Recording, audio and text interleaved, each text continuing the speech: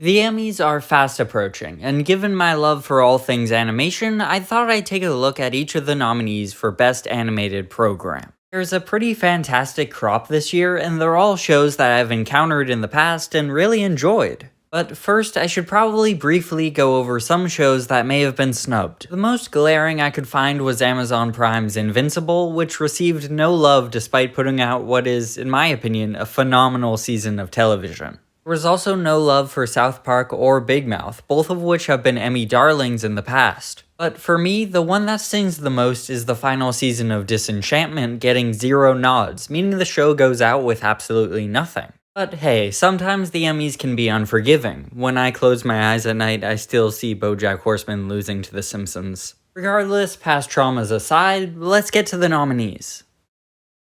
The Amazing Rudy is the submission from Bob's Burgers, a show that's nominated pretty much every year. And for good reason, I love Bob's. The dialogue is among the best I've ever seen on television. We don't care. Gene, let me finish. Nobody. That's what I was trying to prevent. And it's consistently sweet and heartfelt, which sets it apart from some of its more cynical contemporaries like Rick and Morty or Family Guy. I'm happy to report that that tone shines through in this episode, which follows Rudy as he attends a family dinner with his divorced parents, both of whom bring their new spouses. Yikes. A pretty common theme amongst Emmy noms is an episode that focuses on and really fleshes out a side character. It's a great way to bring something new to the table and let the writers do their thing. The scene where Rudy meets his parents at the restaurant is really powerful. The way the music drowns out the dialogue and we see Rudy just zone out is a creative way of letting us know how disconnected he's feeling. I also like the resolution here, mostly because of how realistic it is. Rudy's situation with his parents isn't magically solved, it's still most likely going to suck.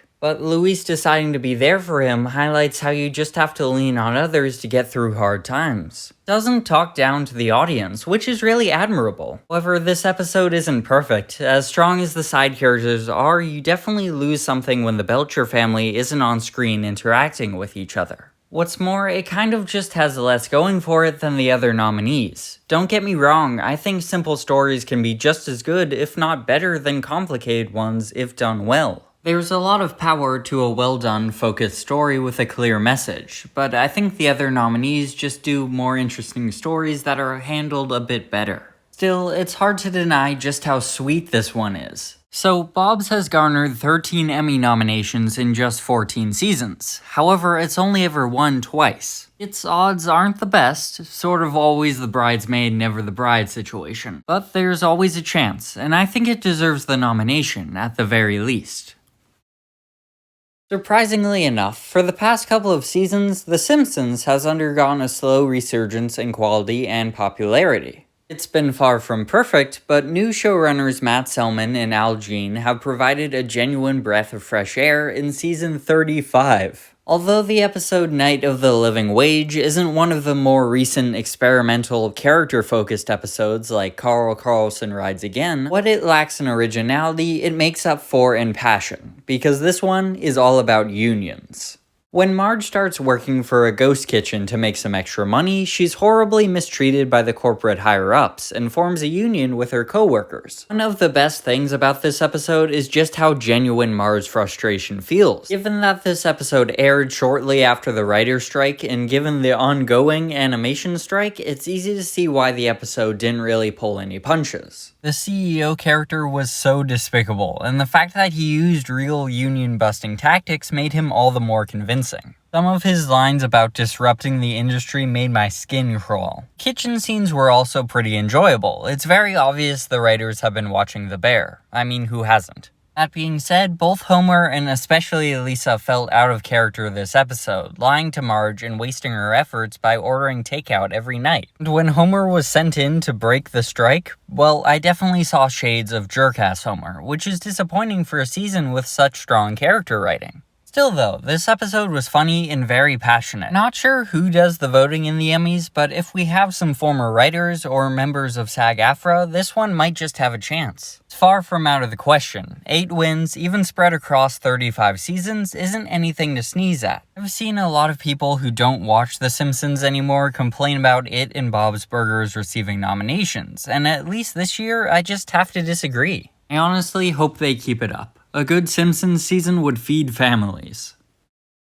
Initially, I was skeptical of X-Men 97. I grew up firmly in the era when Marvel ignored the X-Men's existence, so I wasn't particularly hyped about the animated series returning after 26 years. But upon further review, I can say that X-Men 97 kicks all the ass. The animation is so fluid and surprisingly easy to follow despite all the ridiculously elaborately choreographed fight scenes. And the colors are so vibrant because, oh yeah, it's hand-drawn 2D animated. Now that's retro. Their Emmy episode, Remember It, puts the spotlight on my 3 favorite characters, Gambit, Rogue, and Magneto, as they attend the introduction of Genosha, the first mutant nation, into the UN. So my problem with X-Men 97, and the reason this episode isn't higher on the list, really just comes down to my personal taste in narratives and pacing. The show's writing is just too comic booky for me, which is an insane complaint, I know. The stories are very overdramatic and they move incredibly fast.